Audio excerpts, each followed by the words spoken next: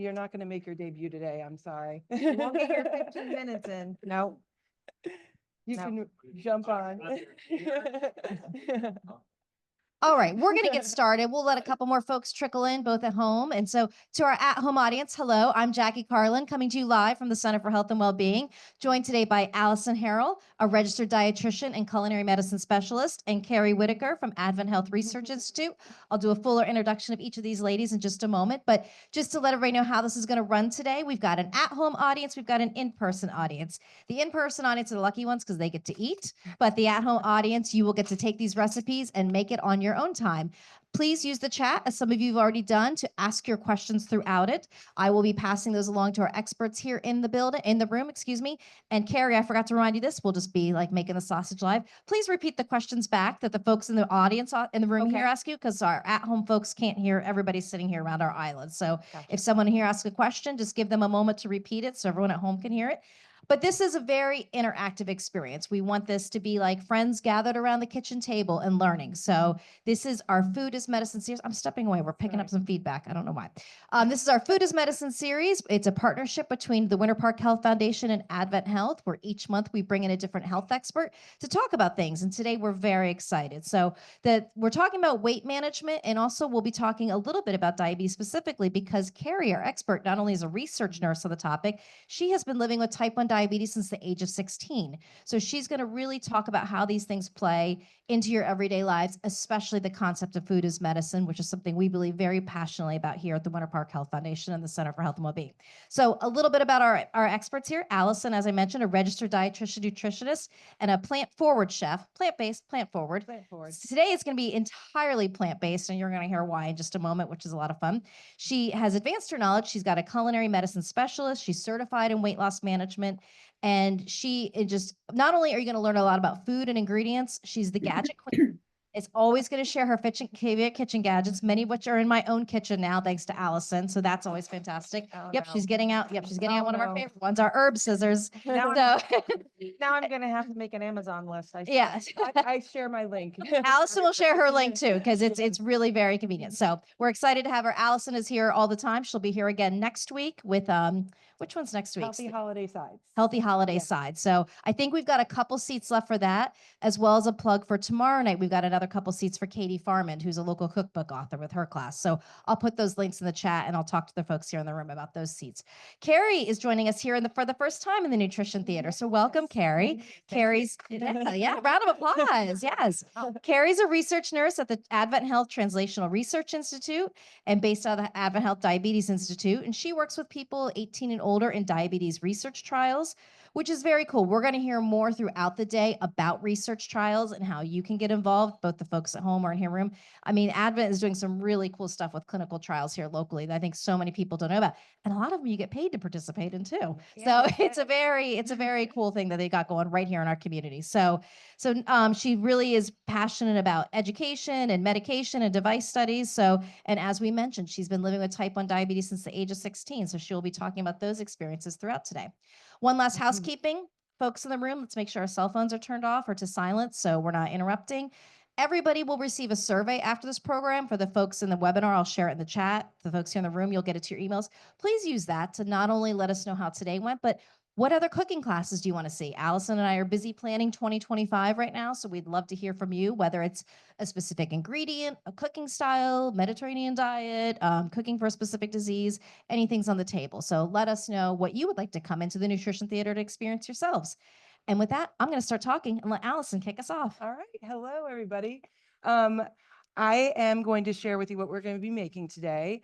I'm going to first start with our Nutty Balanced brownies. And I made this, I chose this recipe because it's made specifically for diabetics or people that want to reduce the excess fat and sugar in their diet. And today, when we came to class, we had a guest that is following a vegan diet, and the recipe called for eggs. So what I'm doing is I'm adapting and using a chia egg.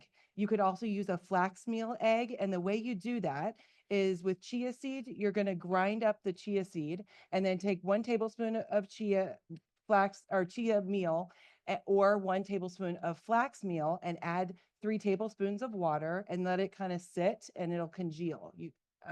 if you want to change the camera angle, you can see it got like a thicker consistency, and that is a egg replacement for one egg. Now, if I brought all my ingredients here a couple days ago, and I'd have one lonely egg in the refrigerator, and if that egg cracked, I would have been like, oh no, what do I do? So fortunately, you can have backup by using an egg replacement when you don't have eggs at home, or you decide eggs are way too expensive these days. So that's going to be a cool thing that we have here. We're also going to be replacing some of the fat with applesauce. So this recipe cut half the butter and replaced it with some applesauce. I love using applesauce or smashed bananas in dessert recipes because it makes it really moist and delicious. Plus, it brings in actual vitamins and minerals in place of fat. So that's going to be a delicious treat at the end. And then I'm going to be making our tempeh tacos. And do you guys know what tempeh is? Anybody in here? I know you do. Tempeh is fermented soybeans. So that's going to be really good for our gut microbiome.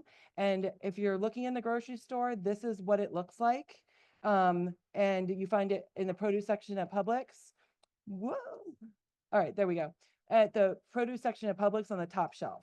So not all Publixes have it. I had to go to a couple, but there you go. And that's loaded with protein too. Loaded with protein. So people, when they're on a vegetarian or a vegan diet, are worried, where am I going to get the protein? Well, you're going to get protein from things like soy, beans and nuts and seeds and lentils and things like that.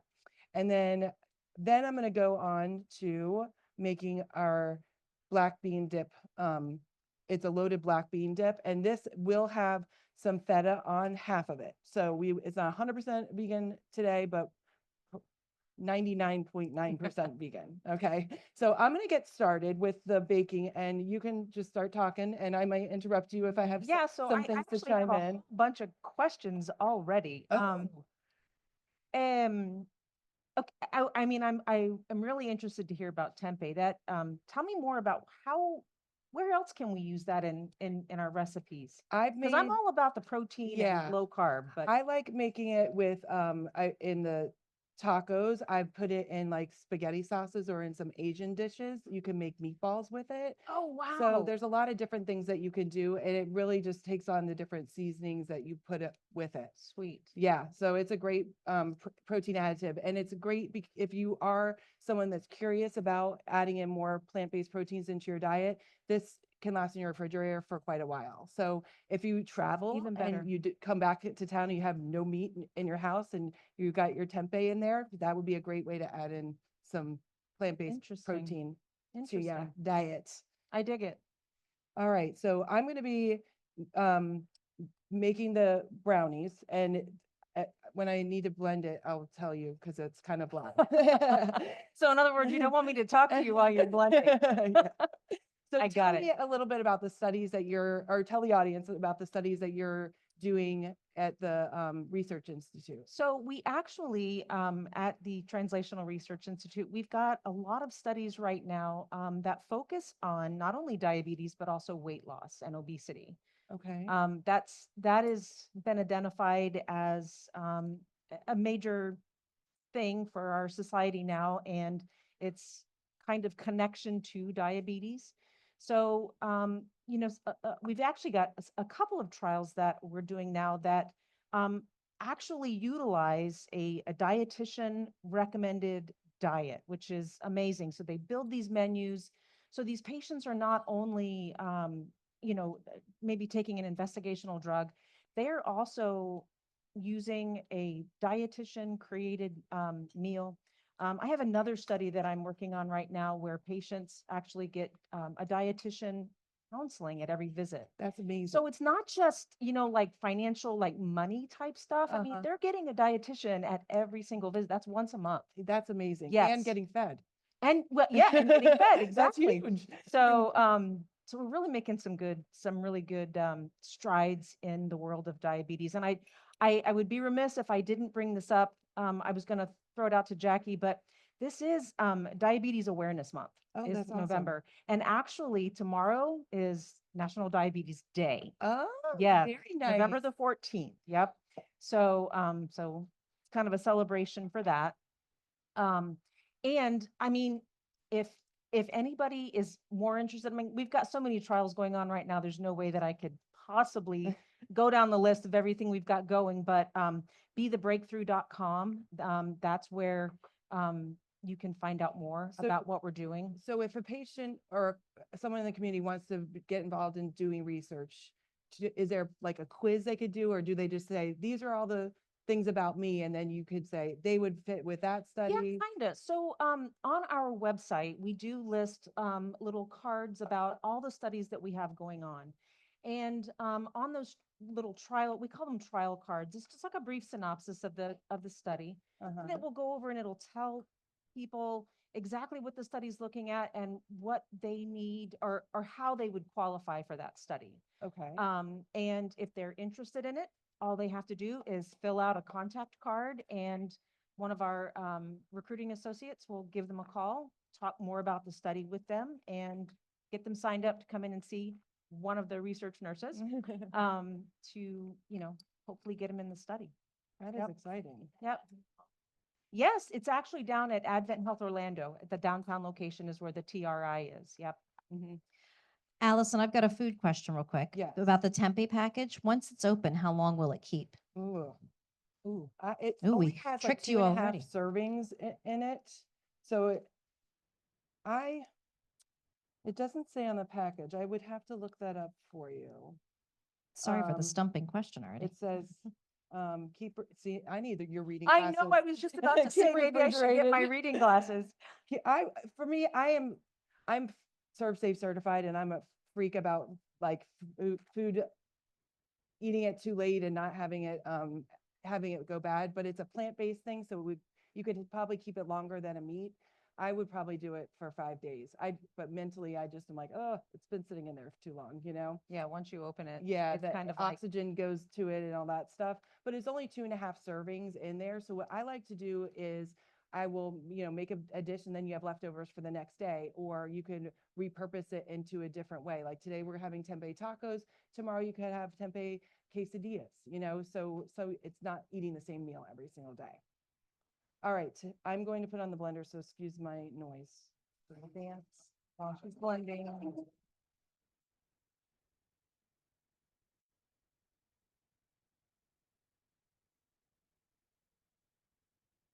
So I'm trying to get the oats to grind up with everything. And what the dry ingredients are is almond flour and rolled oats. I like Bob's Red Mill rolled oats. those are the best rolled oats And they're ever. so chewy and yummy when I love Mhm. them. Those are the best ones. And then cocoa powder, like your old-fashioned Hershey's cocoa powder, and then baking soda and baking powder. So that's what I'm blending up in the blender right now. Dang, sorry.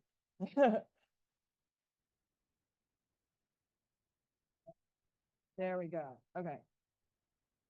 So now I'm going to take the dry ingredients and combine it with the wet. So tell me about any, yeah. I'm just thinking, brownies with diabetes. Yes. I mean, I'm so excited to hear that. And I'm imagining that these are going to taste amazing. They do. How can we work this in? Is this, I mean, and I'll be honest with you, I typically avoid tacos Okay. only because in my I have type 1 diabetes, and so I wear an insulin pump and I have to literally do math around every meal that I do. So tacos has always been something that I avoid, and I'm imagining that other people that live with type 1 would also be avoiding something with a lot of corn, a lot of that kind of stuff. How how can we how can we how's this going to fit in for us, do you think? So I don't like to tell patients you can't have, Right. cake, Oh yeah, no, me neither. something I like don't like that. to do that either because it takes away the joy of living Of and life, eating. yeah. Yes. So if you're gonna have a dessert or a birthday, because we have them every year, right? Right.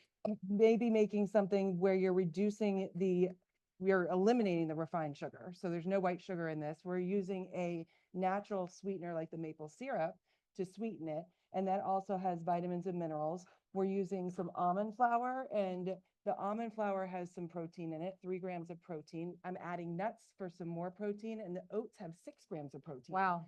So protein will help stabilize those blood sugars.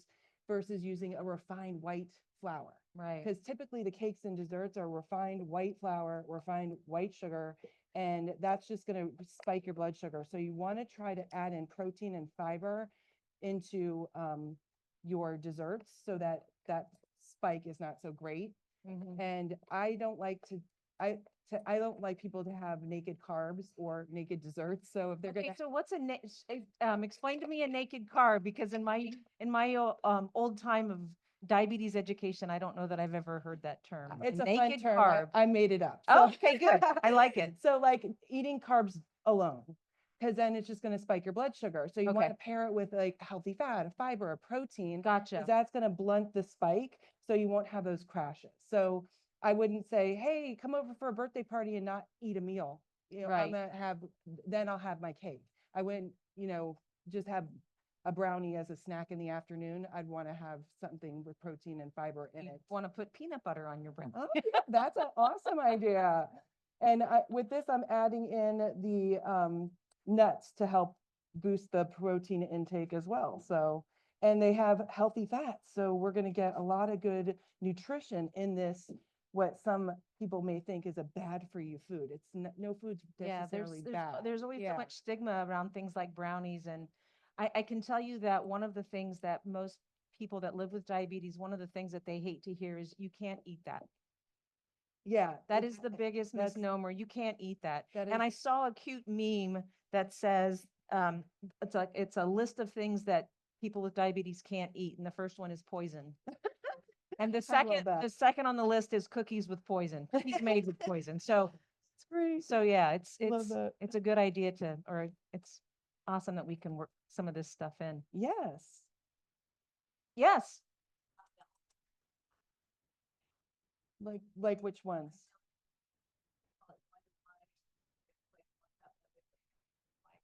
Is that for gluten-free? Yeah.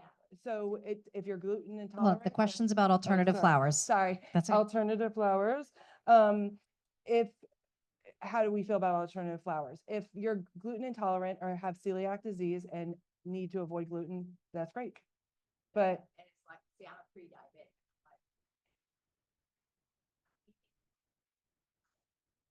yeah, I've been doing the almond meals and cooking flour. So sometimes you just need a little, trying something different. So I was wondering, and if they're so expensive, do I want to put that much money into it? Yes, May not be if good it, for me. there, I did gluten-free for about 4 years, just because I wanted to see if I could reduce inflammation, and I wanted to see how, if my blood sugars behaved better. And I actually did invest in one of those expensive flours, and I can tell you, yes.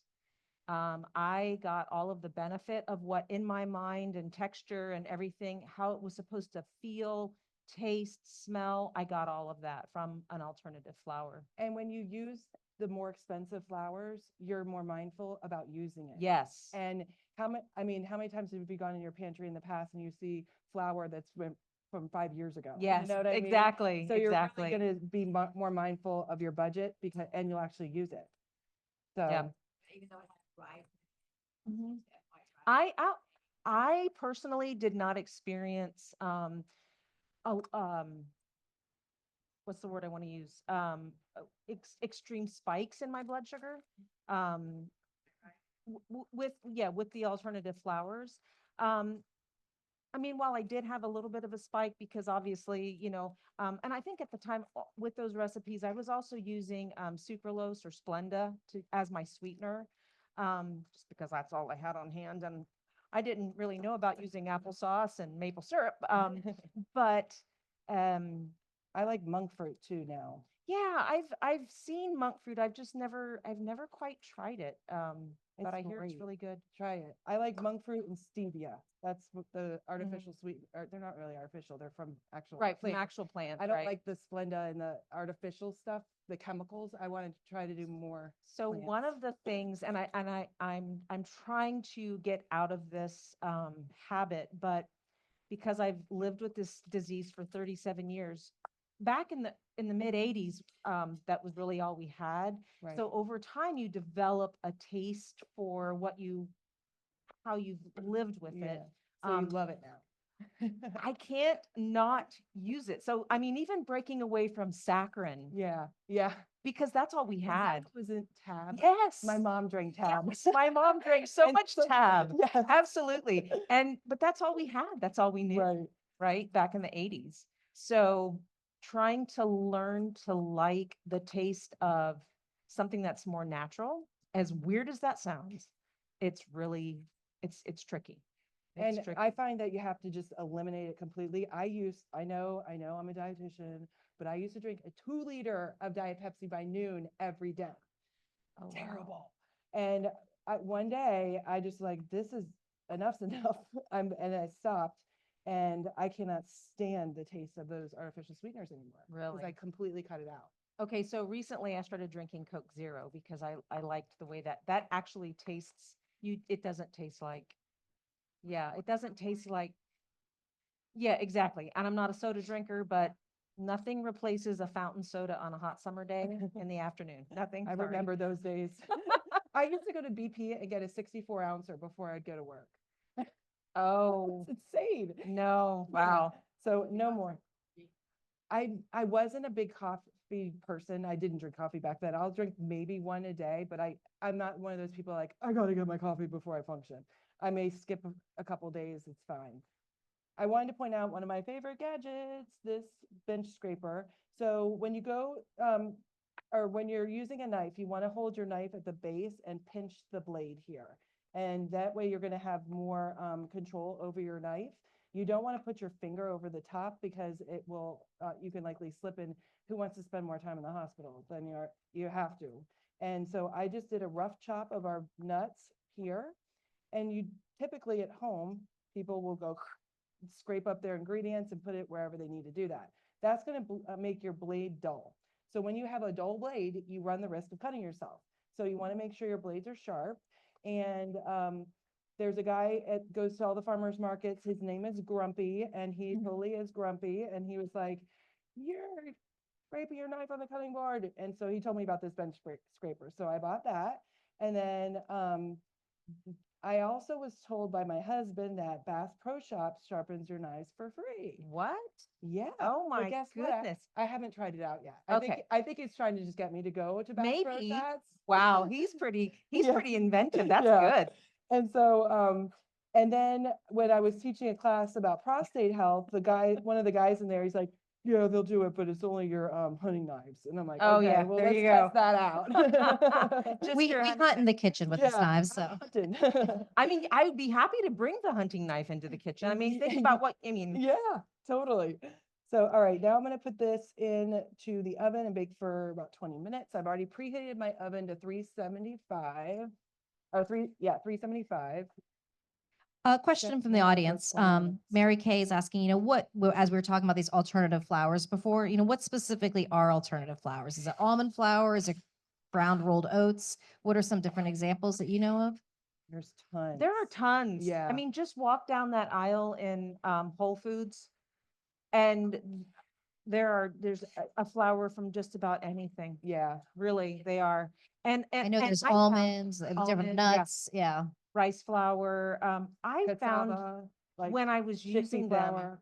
they also all have a different texture.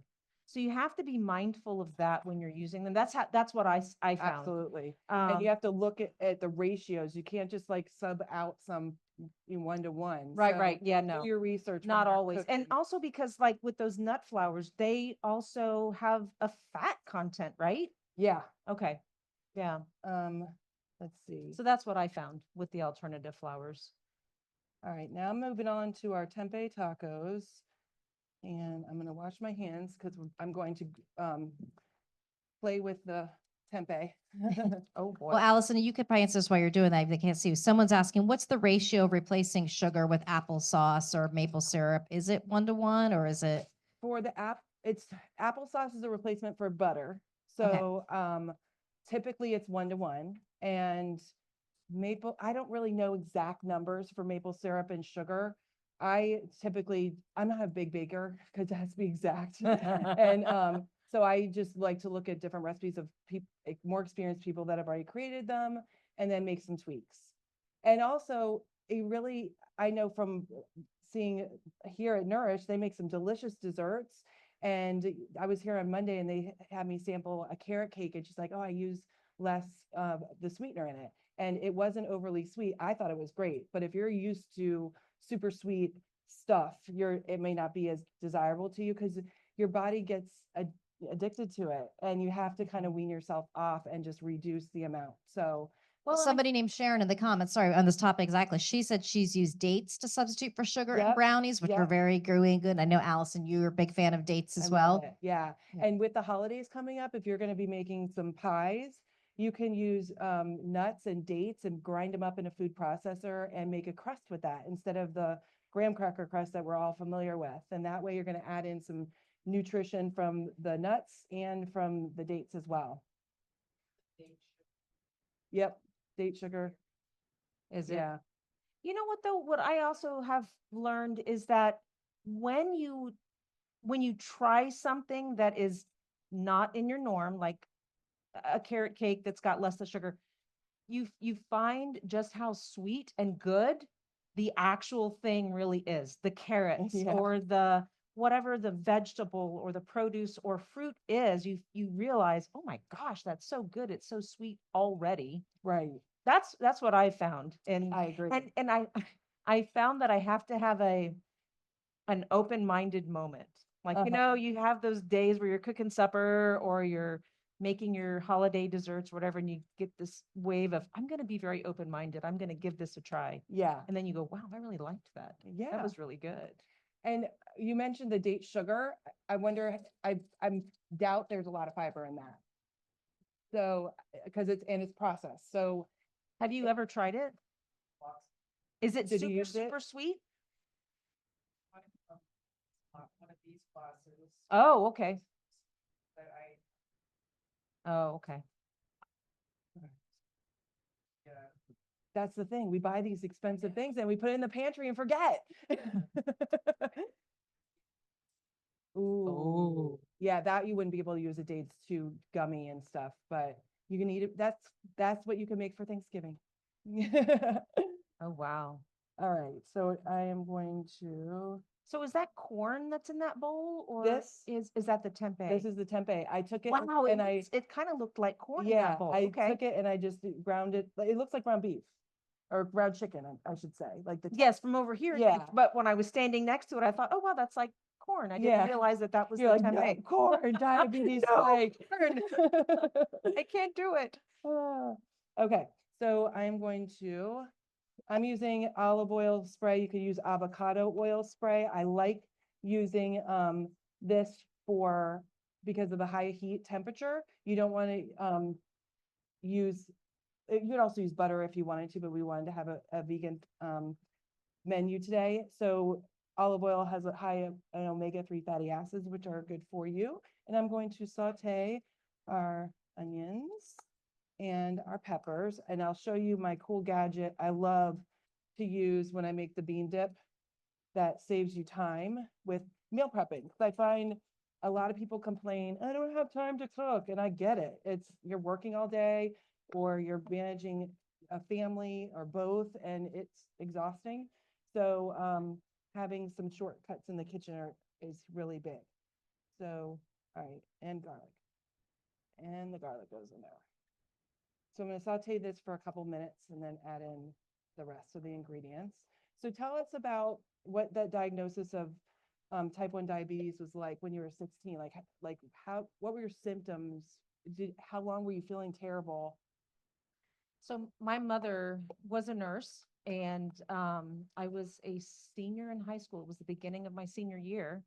And The worst timing ever. it was the worst timing ever. Yeah, I was tired all the time. I lost weight. And at the time, I don't know if any of you guys know where Christmas is.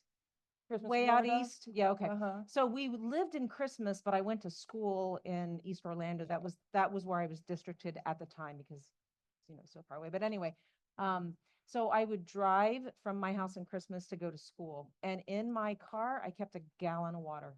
Oh my God. And I drank that gallon of water on the way to school.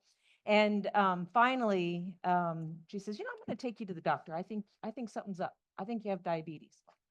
Because she saw that you were drinking so much water. And That's one of because the I lost symptoms. weight, I had these big dark circles under my eyes.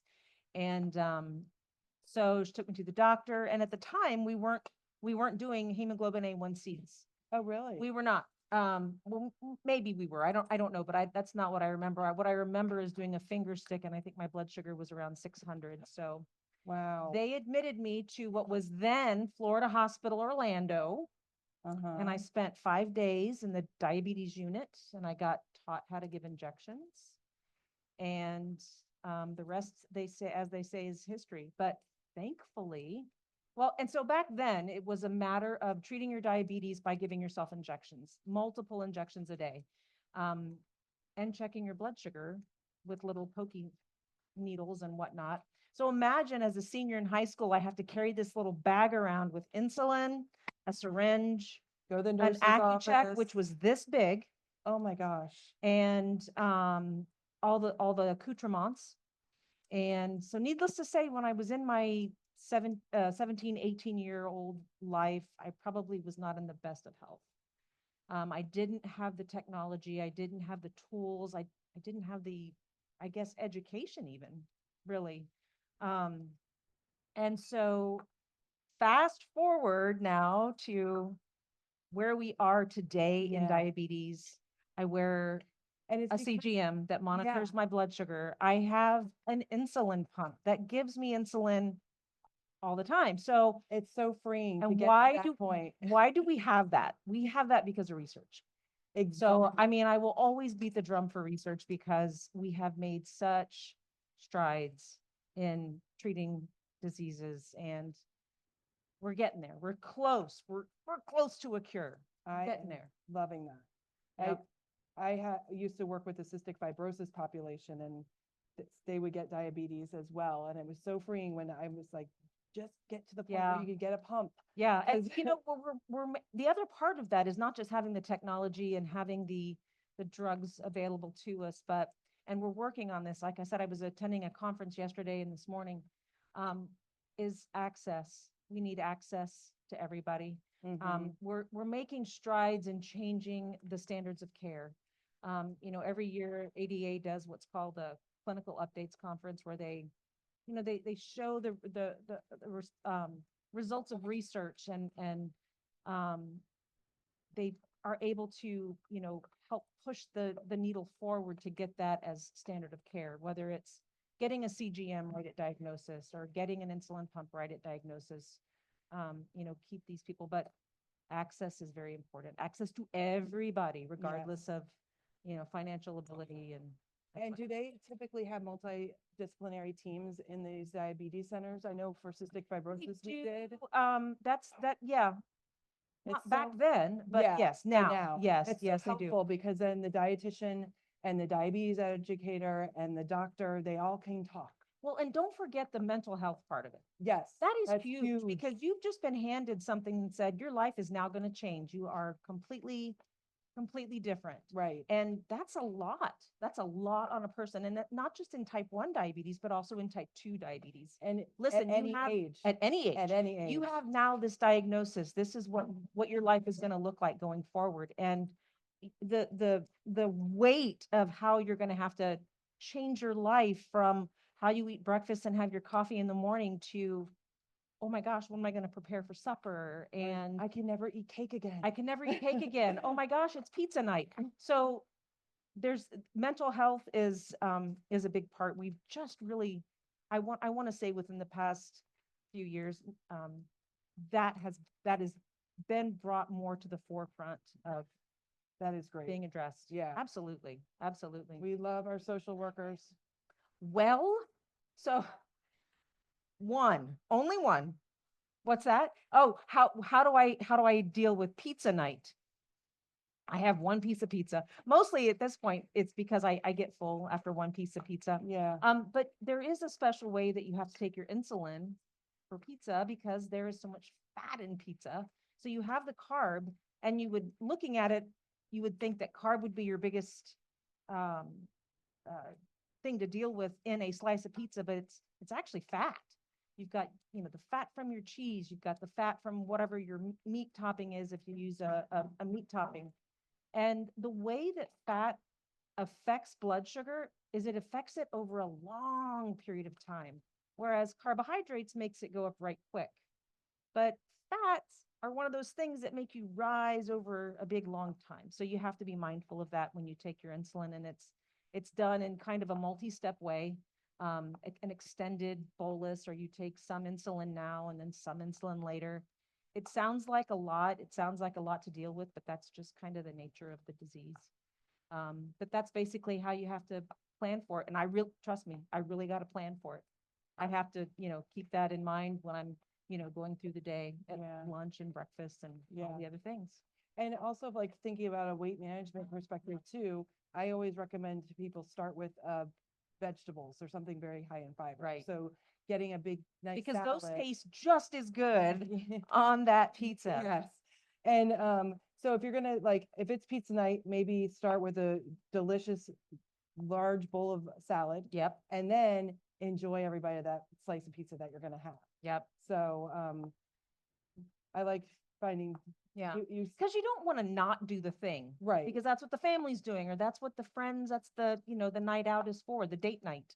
You want to And be I like able that to you do the pointed thing. out it's also the fat, because people might think, oh, I'm just gonna go, now I have to have cauliflower pizza all the time. No, But that's not the case. You're Mm-mm. saying it's also the yep, fat that affects it as well. yep.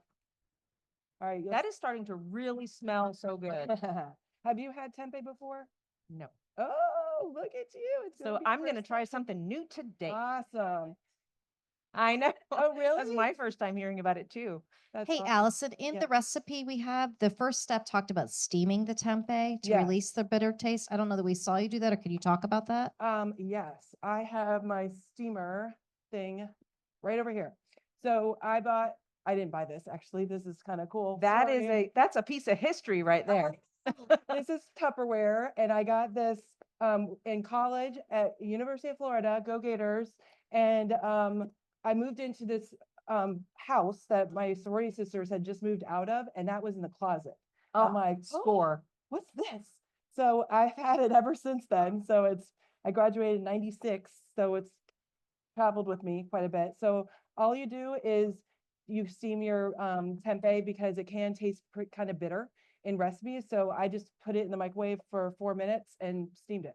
So that's pretty much it. Wow. So whatever way you steam your things, you can Now, do the Tupperware lady back then would never have thought about that it. Yeah, I know. when she was selling that at her party. I know. I know. Yeah, I'm like, thank God the girl's name was Amy. I found her on Facebook. I'm like, I still have your Tupperware steamer, and I'm not giving it back. Okay, so got a few more minutes for the tempeh, and then I'm going to add in the spices. Oops. While you're doing that, I'm going to share. Somebody in the chat left a sounding delicious version of pizza she does. She uses pita as a pizza base and puts hummus on it, and then Ooh, cherry tomatoes, herbs, sumac, anything like that she likes. So ooh, it's that's still the good. feeling of pizza, but with alternative ingredients. Wow. Yeah, I- that does sound good. I like the brand Joseph's Pita, and that has some extra fiber. It's lower in calories and higher in protein. So that's a brand to keep an eye out for. There's also a bread brand called Royo, Royo. And if you sign up with my opt-in page, I will include that in the email follow-up, where I give you the playback, the recipes, the links to all my gadgets. But Royo is it's a dietitian and a baker that got married, and they just made this bread product, and it's sliced bread. They have different bagels. They have hamburger buns.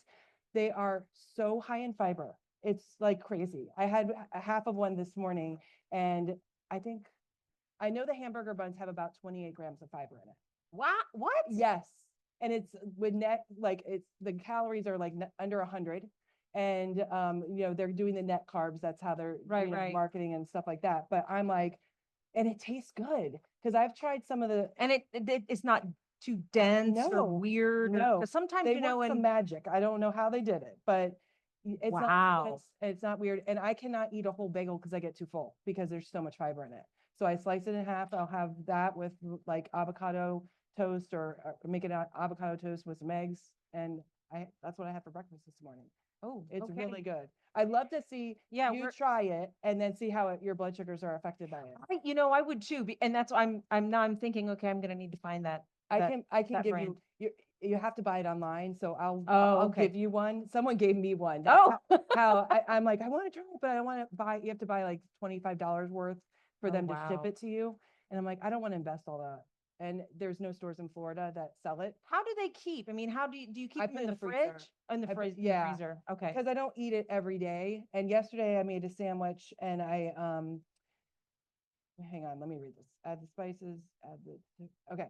I made a sandwich and I just took it out of the freezer, warmed it up in the microwave, and then I toasted it. Oh, So, okay. because I'm not big on stale bread from the freezer. Yeah. But if you toast it in the oven, it tastes really yummy. So Okay. it tastes really good. But I'm happy to give you one for you to try. I would like to. Maybe one day in one of these classes, I'll bring some in for people to try it because it really is good.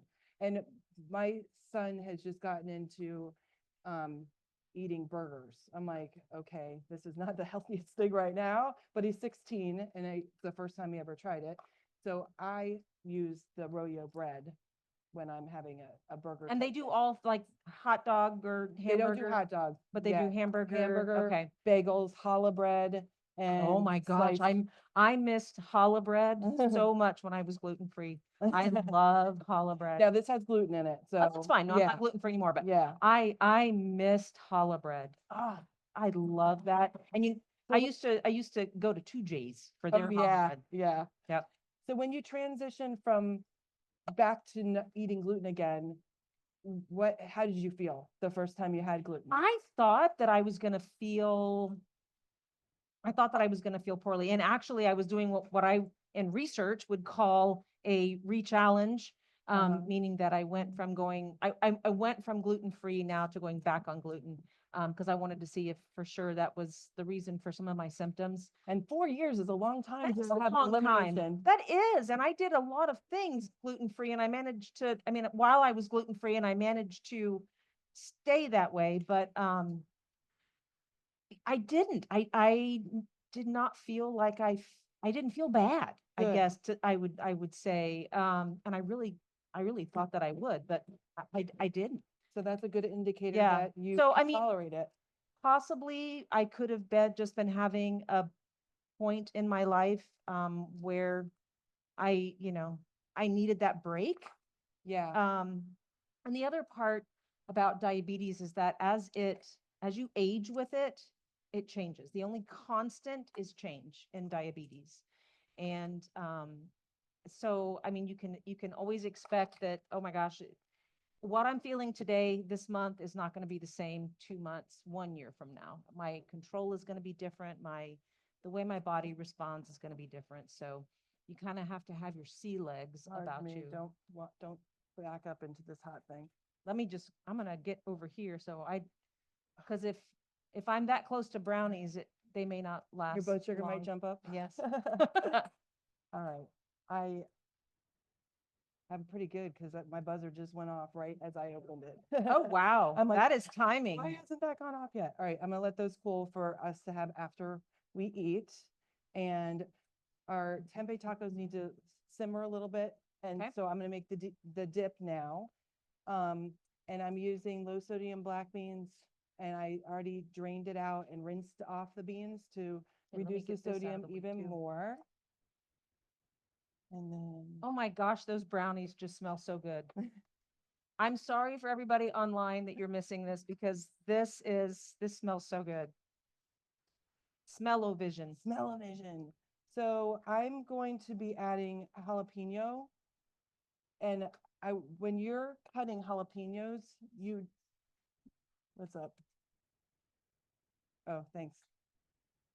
I wear contacts, so you do not want to cut jalapenos with your bare hand because you'll wash your hands a million times, but you still will have a spoon. I don't wear contacts and I still wear gloves to cut Good. jalapenos. Thank you. That's just something that you have to use gloves Oh for. my gosh. I made the mistake one day and You only do that one time, right? it was terrible. So All right.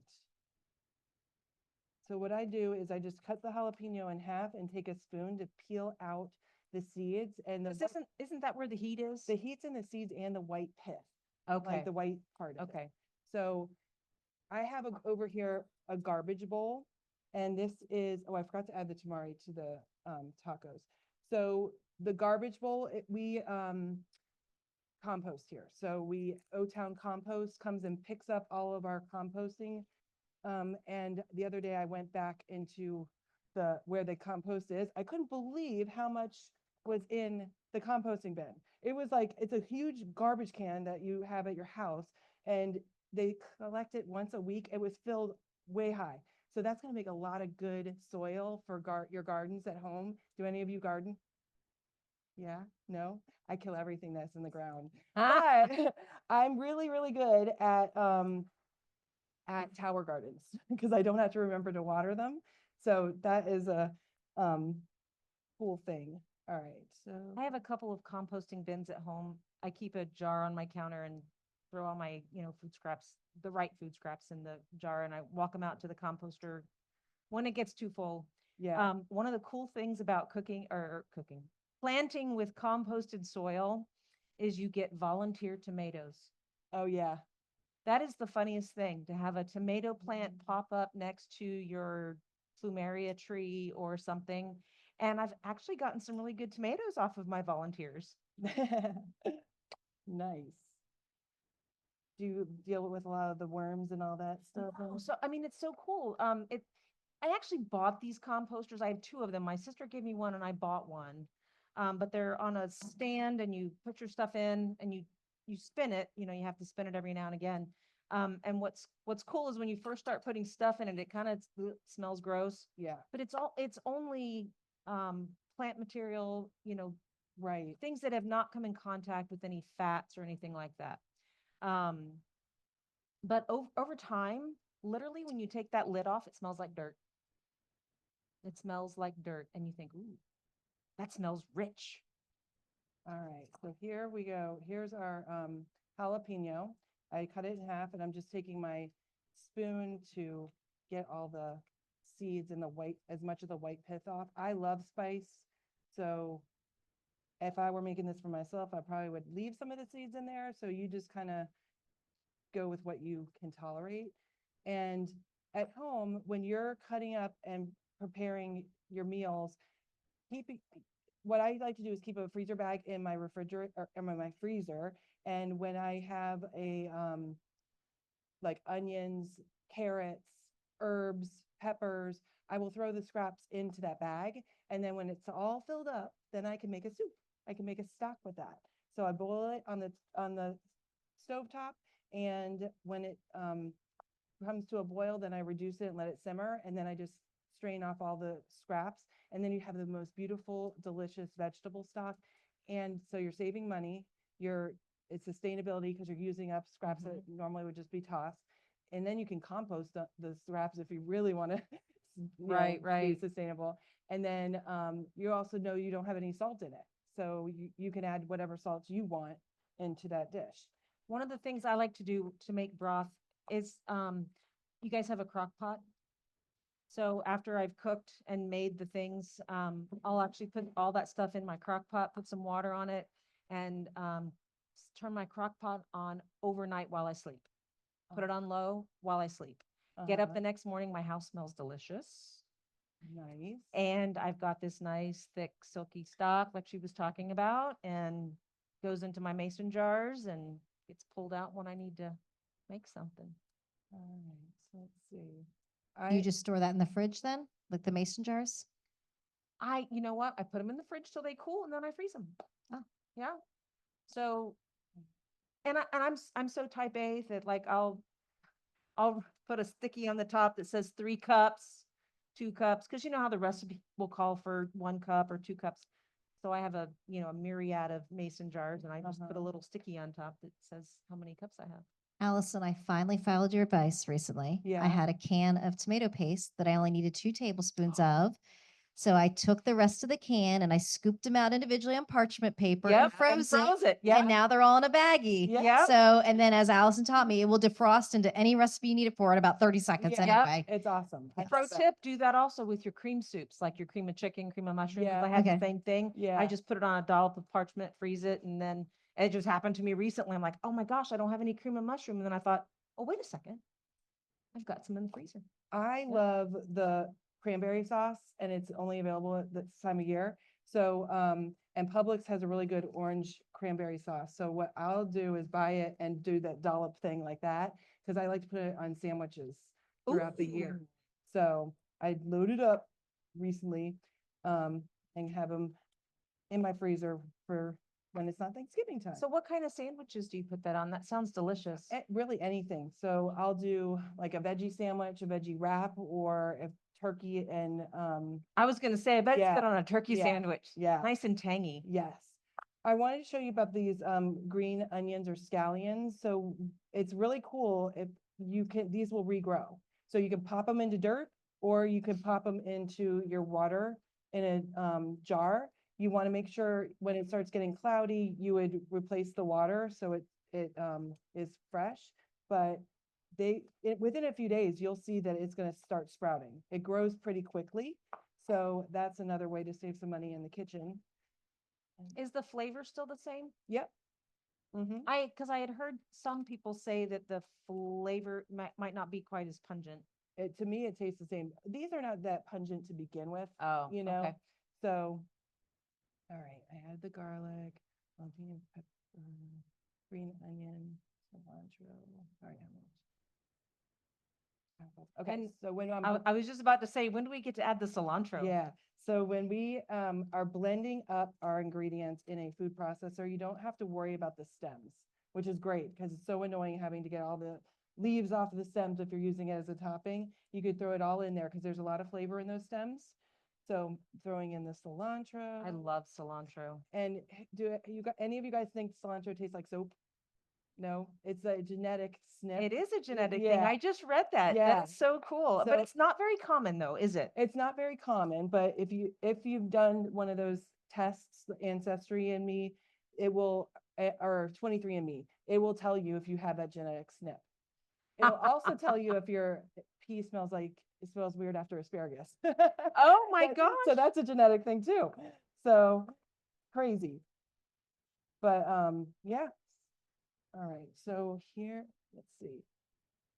Can't forget the lime juice. Yes. And the spices. I placed everything over here so that, Nice. and it's recommended for general health and for a healthy gut microbiome to have 30 different plants in a week. And whenever I tell people that their eyeballs get really big, they're like, how the heck is that going to happen? But when we're done here, we're going to count and see how many different plants we actually had today. And you'd be surprised. Whenever I'm talking with clients, I like to approach your plate with what can I add to benefit? You know, how can I crowd out the bad stuff with some healthier tasting and good for you foods? So I don't ever like to say, oh, you can't have this, you can't have that. But what can we add to your plate so that it's going to bring you some health benefits? So focusing on the positive versus the negative is always going to feel better, in my opinion. All right, so let me read. I don't want to skip an ingredient. All right, lime juice. All right, so I always bring my citrus reamer, and I do have it here, and I'll show it to you. Ooh, another gadget. Another gadget. But I found I was teaching a class at AdventHealth just got a certification to do health meets food, certified culinary medicine specialty programming to teach their residents for pediatrics and OBGYN. So last week I was instructing and learning how to instruct that to those students, and the trainer came down and she's like, yeah, you could use this, but not everybody has access to kitchen gadgets because you have to buy things and stuff like that. And she's like, plus I don't like to get, dirty another thing to have to clean it. So she's like, you can just easily take your fork and just go like that. Oh But my now my gosh. hands are dirty, so I don't like that part. But so yeah, you could do that or you could do tongs and then it's easier to get the juice Look out. how easy Yeah. that is. So Wow. so if you don't have a citrus reamer, that's another way that you can I do it. love it. But and also these limes don't have seeds in it.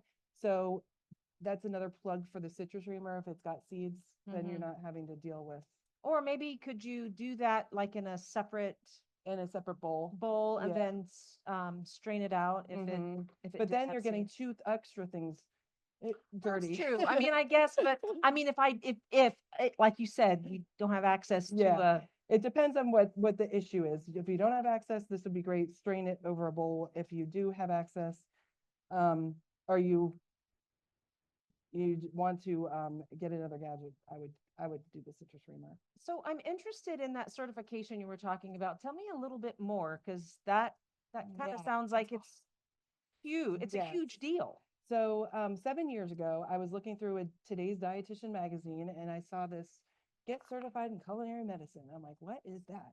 So I looked further and it's a program just for health professionals. So Oh. nurses, doctors, chiropractors, physical therapists, dietitians can do this certification. And it's a 2-year program online. And then you have to go in person for 4 classes to learn how to be a culinary medicine specialist. And when I did it, it was a fairly new program. So it was through this College of Medicine at Tulane University. Okay. So I went up to Tulane and in their teaching kitchen and got to do 4 classes in their teaching kitchen. And the coolest thing is when I went there, I was looking at the dietitian chef and I'm like, oh my gosh, that's the coolest job. But I never thought that job existed in Orlando.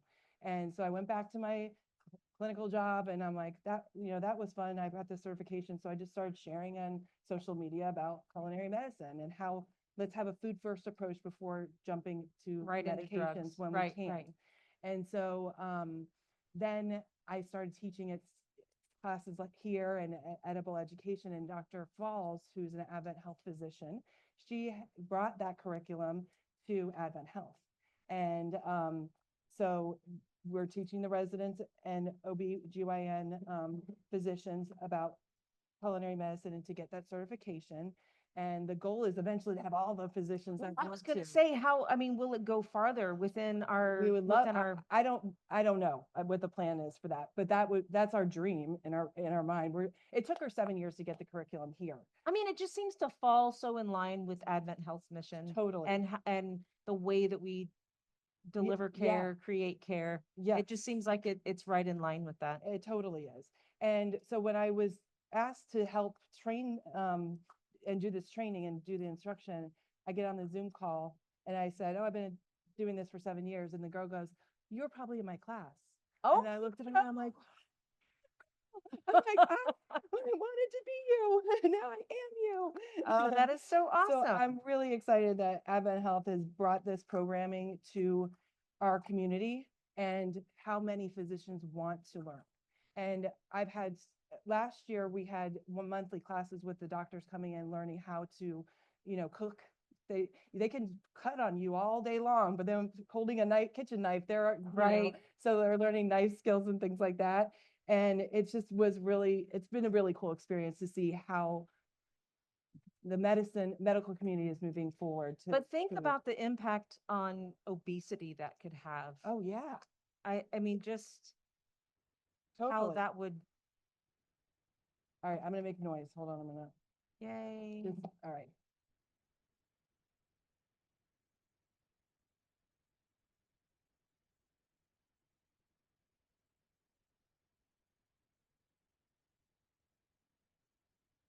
Okay. So this is the base of our. I need to get a bowl. How exciting. So yeah, so in my class when I did it, there were all different disciplines that were in that class. How do I get this off, Jackie? There it is. Okay. I usually bring in my stuff because I know how it works. And today I was like, I'm just going to use theirs, and it's every gadget's a little bit different. I fight with my food processor all the time. If it makes you feel any better, and I live with it, and I still fight with it. Yes, Yeah. yes, exactly. Or it says you shall not pass. Yeah. Oh. There's also another certification that's around similar to the certified culinary medicine specialty. It's a lifestyle medicine.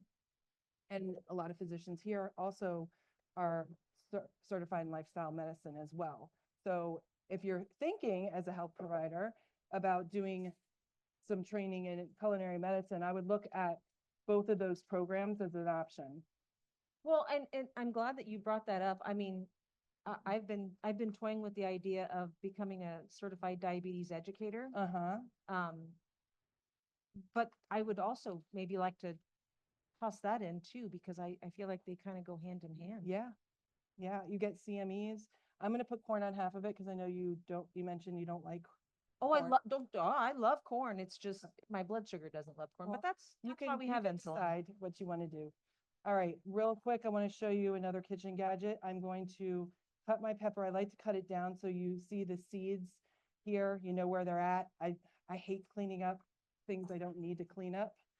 So, and when I'm prepping for my meals at home, I like to do what I call a salad bar in the fridge so that I have all my chopped up veggies in advance, and then I can pick and pull and make different salads and different dishes and things like that.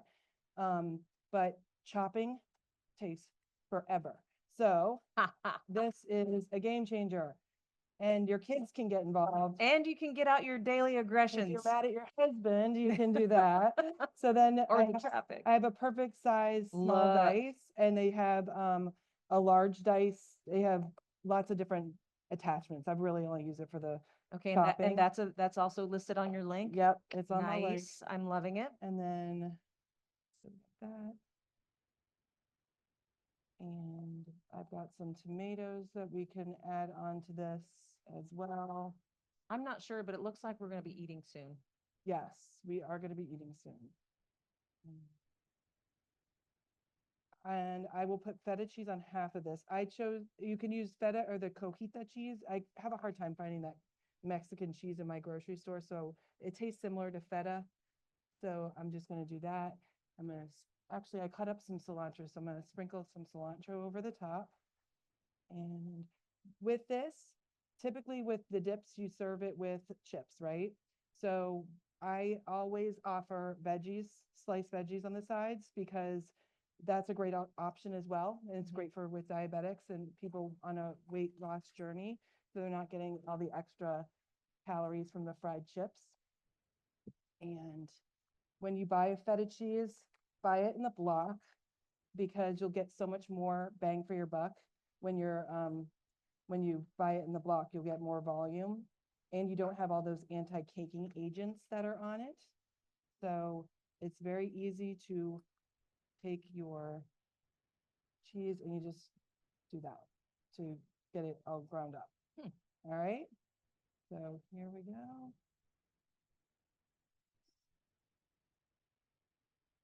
Isn't that pretty? And if you want, you could put this with a Greek yogurt on the bottom if you wanted to do that instead of sour cream. But I wanted to just have a vegan type option for part of it. So here we go. All right. I'm going to start over here. Oh, yeah, yeah. I know. And it looks pretty. All right. I'm going to bring to you some vegetables. Let me wash my hands first. And we have some tortilla chips. Oh, yeah, we need a spoon. Let me know if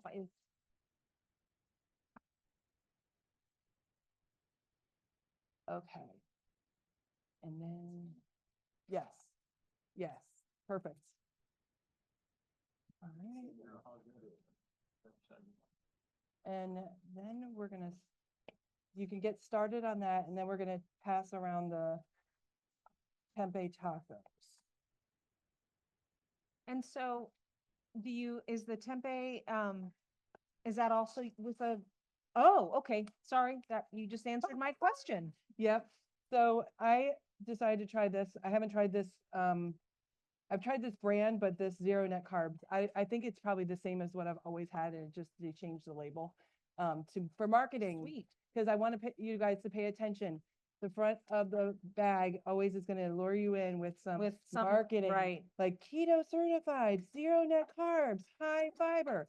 You really got to look at the back. That's where you're going to get all the data and the truth of what is in these products. So this tortilla is 60 calories, has 12 grams of fiber, 13 grams of carb, and 4 grams of protein. My rule is I always want to make sure there's at least 1 gram of fiber per 10 grams of carbohydrates. So, and this has 12 grams of fiber and 13 grams of carbohydrates. So that to me is a good, And no added sugars. and no added sugar. So I want That's to a pay big, attention that's a to big that thing too. for me. I look Yes. at. Absolutely. Let's see. So what do you think of the dip for those of you that have tried it? Good.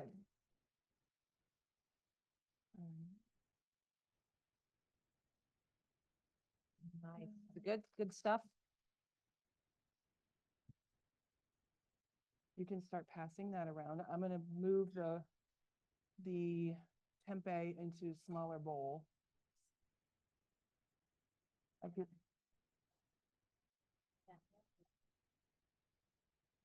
It's Oh, kinda that- big. That's cool.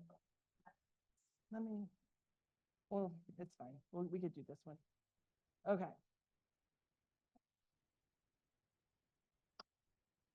So what do you think? Good stuff? That's lighter. Oh yeah, you're right. Yeah.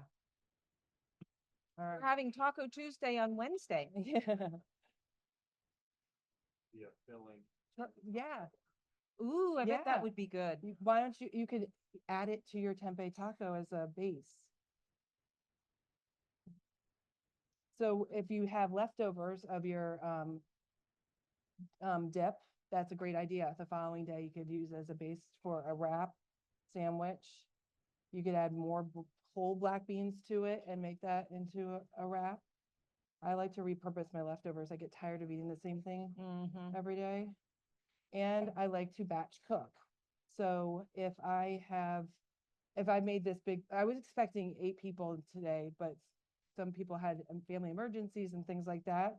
So I would freeze the rest of this so that I can have it on a night that I'm like, oh, I just don't feel like cooking tonight. Like, it's a good solution. So here you go. And this bowl is kind of heavy, so we'll help move it over. All right. And then next, I'm going to cut this up so it's easy for us. I'm gonna wash my hands so I can try. And you notice I used parchment paper because I don't like to clean up. I like to have the least amount of mess in my kitchen, so parchment paper is great. And I use these Pyrex food saver containers to bake because last year when I was baking, I was craving a dish. I can't really remember what it was, and I pulled it out of the oven and the glass broke in the oven and my food was I was so upset. And I just never replaced that 8x8 baking dish. And I'm like, I have all these Pyrex things that I can use that to bake in. So there you go. And Wow. those go on BOGO at Publix a lot. So keep your eye out. I always like to shop the BOGO deals. Here, I'm gonna get myself a plate from over here if that's okay, Yeah. because I want to try this No, too. you sit down and you dig in. These are a little bit crumbly. It's okay. Gosh, they're heavy. I know You they could are work very out heavy. moving these chairs.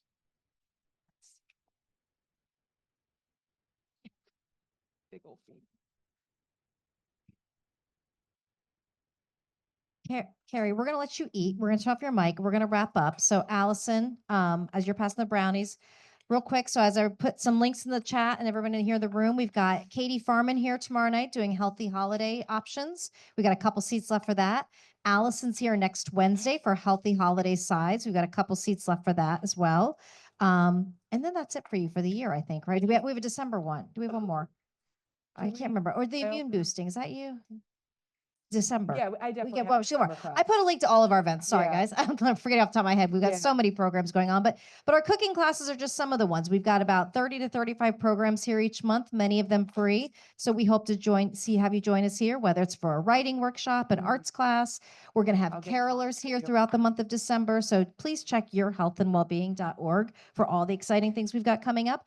Don't forget to take those surveys. And I'm going to turn their microphones off while everyone's eating. I'll leave the room open for a few more moments if you've got any questions or especially anything about logistics. And one last reminder, we will send the full recording of this around to everybody. So please share it with the people in your lives. I know someone in the comments that her daughter has type 1 diabetes, so she can't wait to share this class with her. So thank you, Allison. Thank you, Thank Keri, for you. everything you brought to us today. Thank you, everybody. Thank you. Gosh, this is amazing. Good. Okay.